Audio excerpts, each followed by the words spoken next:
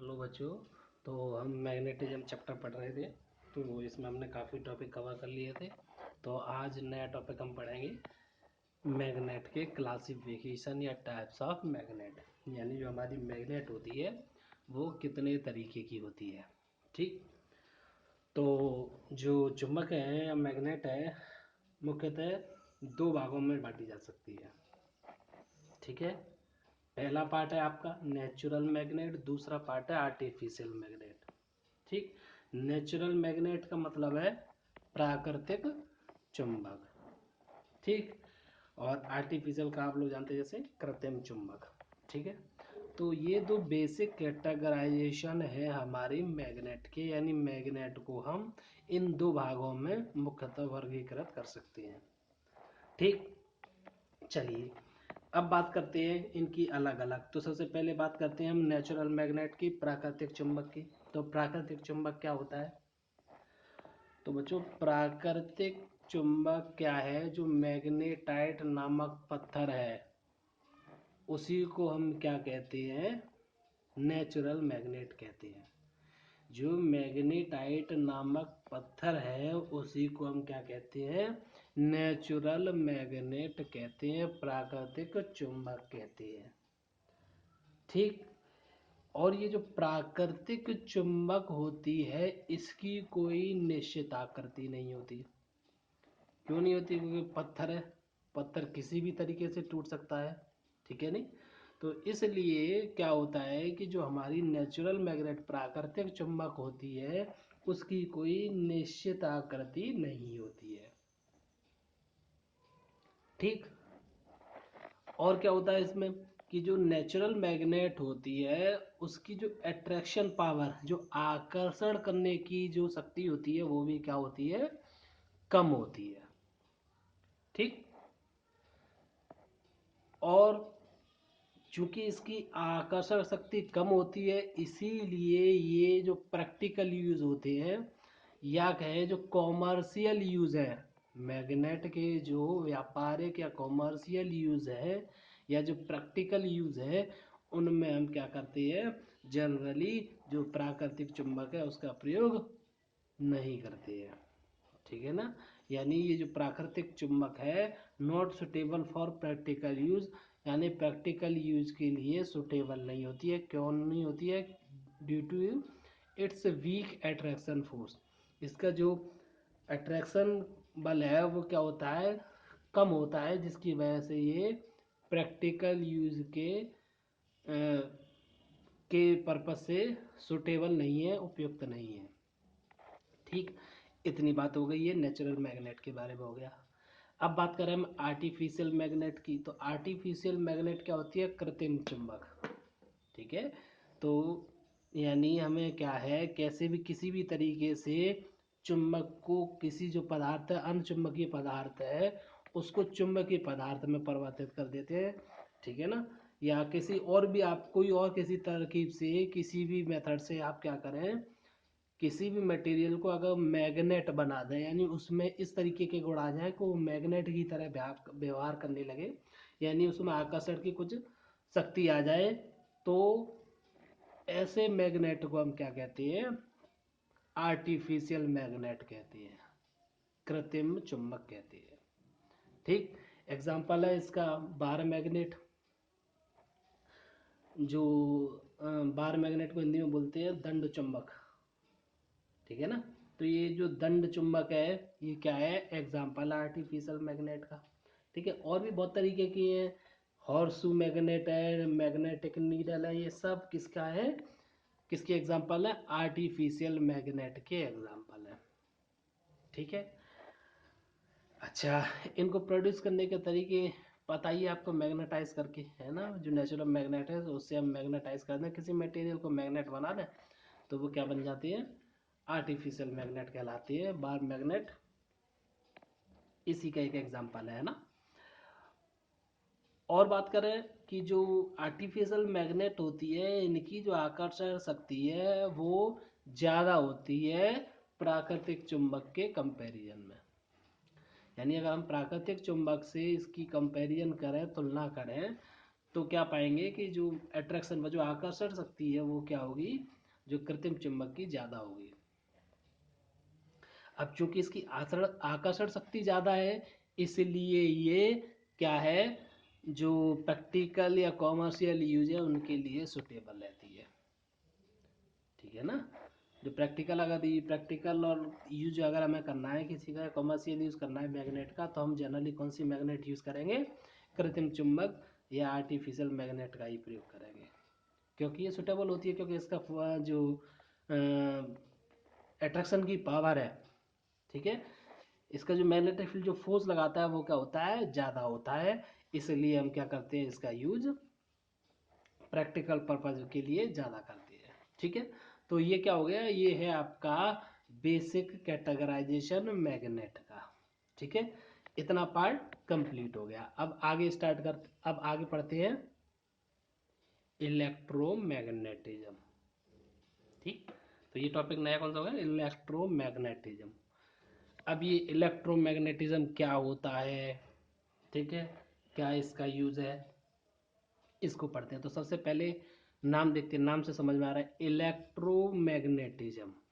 क्या है इलेक्ट्रोमैग्नेटिज्म, यानी इलेक्ट्रॉन के कारण जो मैग्नेटिज्म, मैग्नेटिज्म क्या है, किसी भी पदार्थ का मैग्नेट की तरह व्यवहार करना। ठीक है, किसी पदार्थ में मैग्नेटिक प्रॉपर्टी आ जाना, जो भी आप मेथड अपना रहे हो उसके द्वारा, तो वो क्या कहलाता है, मैग्नेटिज्म कहलाता है। तो इलेक्ट्रॉन के द्वारा अगर हम क्या करें, मैग्नेटाइज्म करें, या और आसान शब्दों में समझें इसे, तो अगर हम इलेक्ट्रॉन के द्वारा मैग्नेटिक फील्ड प्रोड्यूस करें, तो ये जो गुण है, ये प्रोड्यूस करने का जो तरीका है, मेथड है, वो क्या कहलाता है, इलेक्ट्रोमैग्नेटिज्म कहलाता है। ठीक है,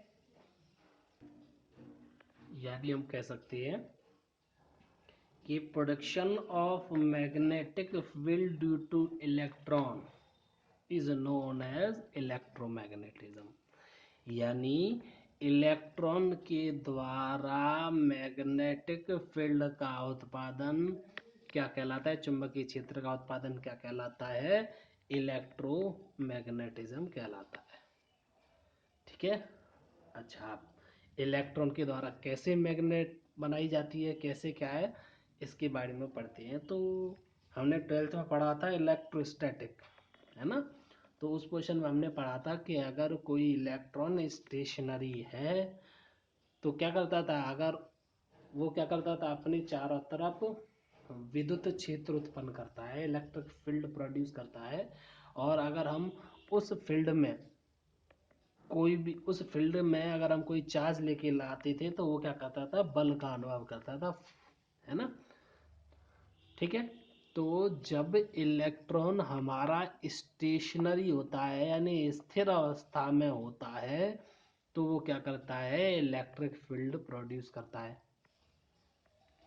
लेकिन यदि हम क्या करें, इलेक्ट्रॉन की मोशन करा दें, इलेक्ट्रॉन को हम क्या करा दें, मूव करा दें, यानी इलेक्ट्रॉन क्या करने लगे, मूव करने लगे, गतिमान अवस्था में आ जाएं, तो क्या होता है, वो इलेक्ट्रिक और मैग्नेटिक दोनों प्रकार के क्षेत्रों का फील्ड का प्रोडक्शन करता है।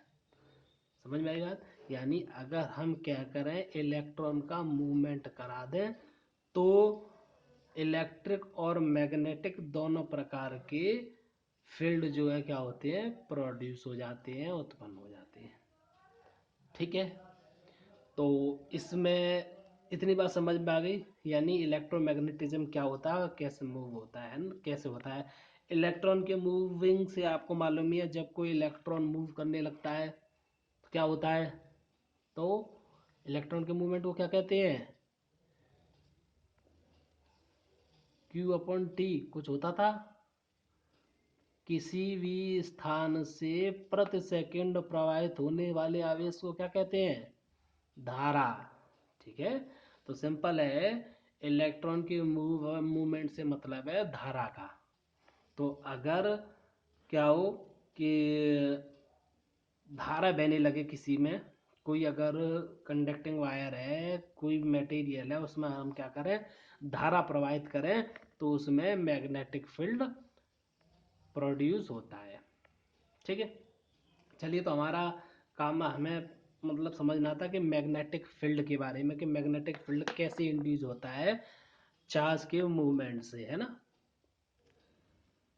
और इस प्रभाव को सबसे पहले ऑरस्टेड जो है उन्होंने देखा था।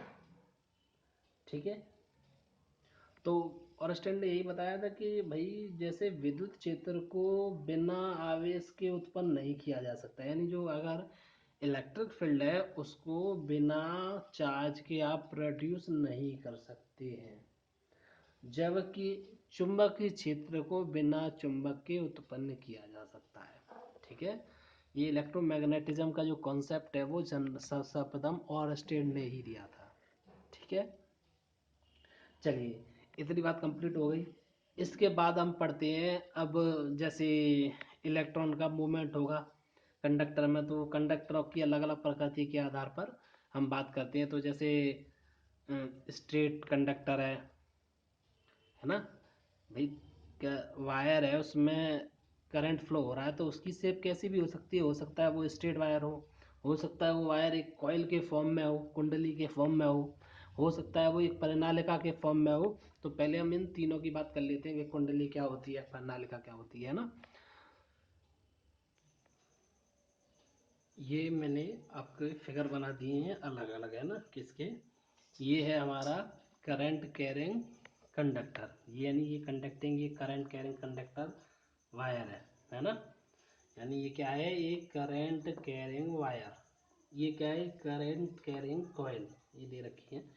और वो क्या है, सोलिनॉइड। ठीक है, तीन है, ये है करंट कैरिंग वायर, ये है करंट कैरिंग कॉइल, और वो है करंट कैरिंग सोलेनॉइड।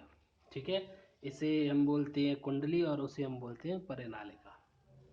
ठीक है, तो यानी आपका कोई भी तार है, वायर है, वो चाहे किसी भी शेप में हो, अगर उसमें धारा प्रवाहित हो रही है तो उसके चारों ओर चुंबकीय क्षेत्र उत्पन्न हो जाता है। ठीक है, जैसे ये वायर है, तो इस वायर के चारों तरफ क्या होगा, एक चुंबकीय क्षेत्र उत्पन्न हो जाएगा। ठीक, तो अब जैसे, और ये इस चुंबकीय क्षेत्र की दिशा किस पे डिपेंड करती है, जो चुंबकीय क्षेत्र की जो तीव्रता है वो किस पे डिपेंड करती है, करंट पे डिपेंड करती है ना। ये इसमें करंट इस तरीके से बह रही है, इसमें इस तरीके से बह रही है, और इसमें ये इस तरीके से बह रही है। ठीक है, तो अगर हम बात करें कि अगर ये कोई वायर है तो ये कितना मैग्नेटिक फील्ड अपने आसपास प्रोड्यूस करेगा, अगर हम उसकी तीव्रता की बात करें तो वो किस पर डिपेंड करती है, आई पर डिपेंड करती है। यानी जितनी धारा अधिक होगी उतना हमारा क्या होगा, जो प्रोड्यूस मैग्नेटिक फील्ड है वो स्ट्रांग होगा। ठीक, और इस करंट कैरिंग कंडक्टर की हमने बताया था आपको, ऑरेस्टेड हैं, उन्होंने एक्सपेरिमेंट किया, उन्होंने सर्वप्रथम बताया था। और उन्होंने सबसे पहले जो एक्सपेरिमेंट किया था वो ऐसे ही एक स्ट्रेट वायर पर किया था, है ना। एक वायर लिया था उन्होंने, उसको एक पावर सोर्स से कनेक्ट किया था, और उस सोर्स में साथ में उन्होंने स्विच लगाए थे। ठीक है, जिससे धारा का दिशा को परिवर्तित किया जा सके, स्विच की सप्लाई को मतलब बंद किया जा सके, इस तरीके से था कि एडजस्टमेंट किए जा सके उसमें। तो उन्होंने जब देखा कि इस तरीके से वायर को जब उन्होंने उसमें धारा प्रवाहित करी, धारा प्रवाहित नहीं करी, जब कंडक्टर को जोड़ तो दिया लेकिन उसमें कोई भी पावर सोर्स से धारा प्रवाहित नहीं करी, तो उन्होंने देखा कि एक मैग्नेटिक नीडल ली उन्होंने, और मैग्नेटिक नीडल कैसी थी, बिल्कुल भी विक्षेपित नहीं हुई, वो एक ही दिशा में ठहरी रही। लेकिन जैसे ही उसमें हमने करंट फ्लो कराया तो वो क्या है, विक्षेपित होने लग गई। जो हमारी क्या बोलते हैं, मैग्नेटिक नीडल जो चुंबकीय सुई थी वो क्या होने लग गई, विक्षेपित होने लग गई, यानी इधर उधर डाइवर्ट होने लग गई। ठीक है, उसी प्रकार फिर हमने क्या किया कि डायरेक्शन जो करंट की तो उसे चेंज कर दिया। तो हमने देखा, तो ऑरस्टेड ने देखा कि जो मैग्नेटिक नीडल की सुइयों की जो दिशा थी वो क्या है, विपरीत दिशा में हो गई। जो पहले करंट बह रही थी उससे जिस दिशा में थी उससे जस्ट रिवर्स डायरेक्शन में उनकी दिशा हो गई। यानी इससे उन्होंने माना कि जो करंट है, करंट जो मैग्नेटिक फील्ड है उसकी दिशा किस पर निर्भर करती है, करंट की डायरेक्शन पर निर्भर करती है ना। यानी करंट की डायरेक्शन हमने चेंज कर दी तो मैग्नेटिक फील्ड की भी डायरेक्शन चेंज होगी। तो उससे हमें क्या मिला कि जो मैग्नेटिक नीडल थी उसकी दिशा भी परिवर्तित हो गई। ठीक। अगर बात करें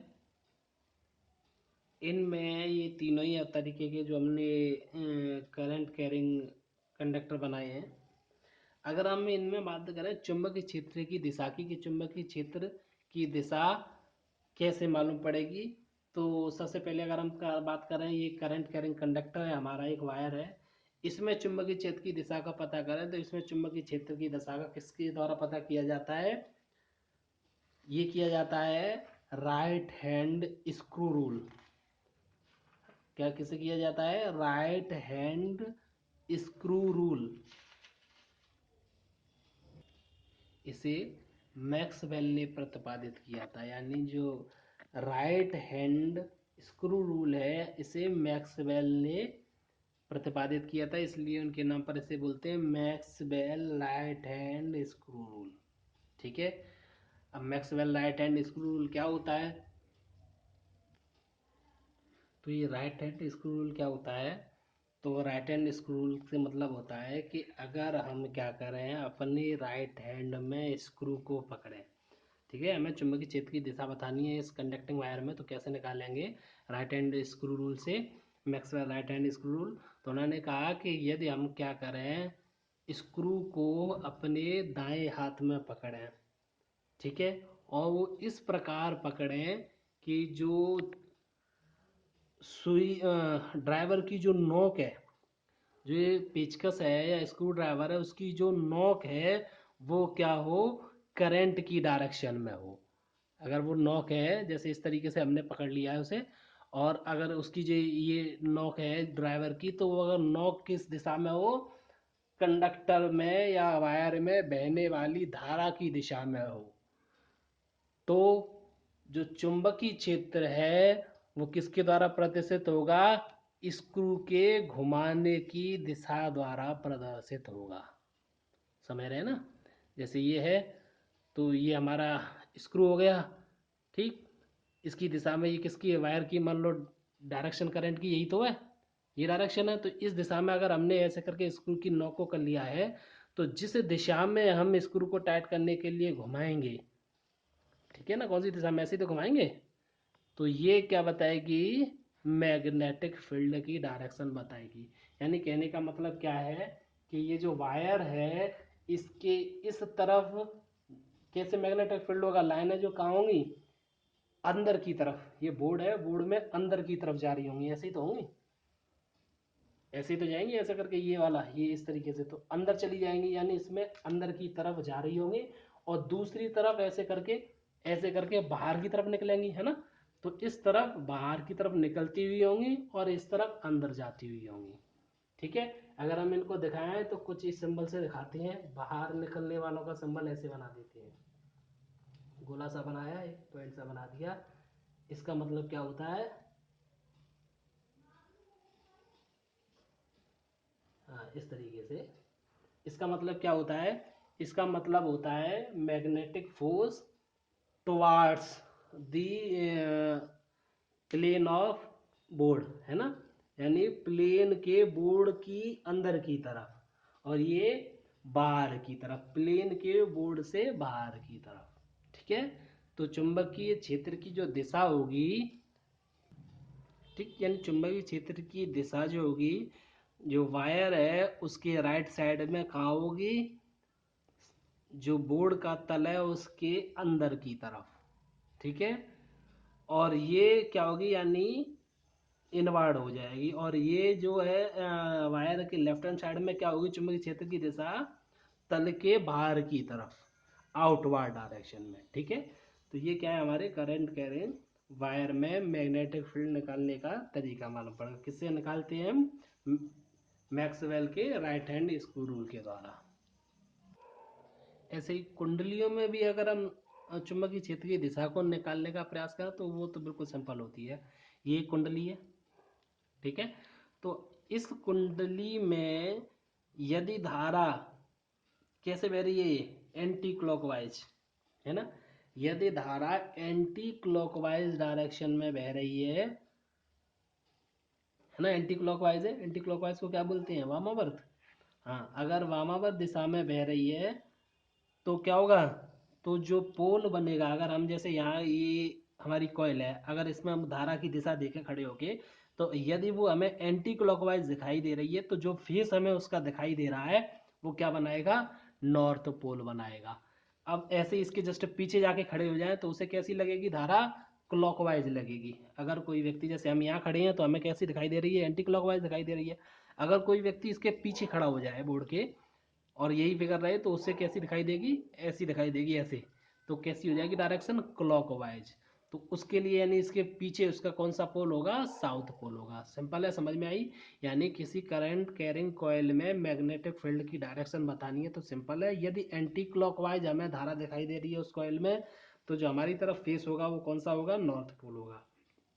दूसरी तरफ वाला अपोजिट फेस होगा, है ना।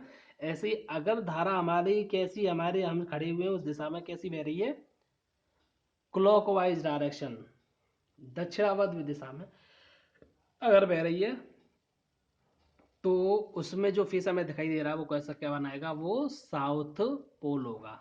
यानी वो कौन सा ध्रुव बनाएगा, साउथ पोल बनाएगा। कैसा, दक्षिणी ध्रुव बनाएगा, ठीक है। तो ये किस समझ में आई, ये किसकी है, ये आपकी कॉइल, मैग्नेटिक कॉइल में मैग्नेट जो करंट कैरिंग कॉइल है उसमें मैग्नेटिक फील्ड की डायरेक्शन, ठीक है, पता चल गया कॉइल में, ठीक। अब बात करते हैं परिनालिका की। तो परिनालिका में भी ऐसे ही होता है।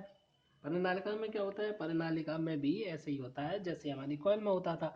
परिनालिका होती क्या है, परिनालिका होती है यदि हम क्या करें, कोई एक मेटल रॉड लें और उस रॉड पर हम क्या करें, एक कंडक्टिंग वायर लपेट दें, जैसे ये लपेटा गया है ना।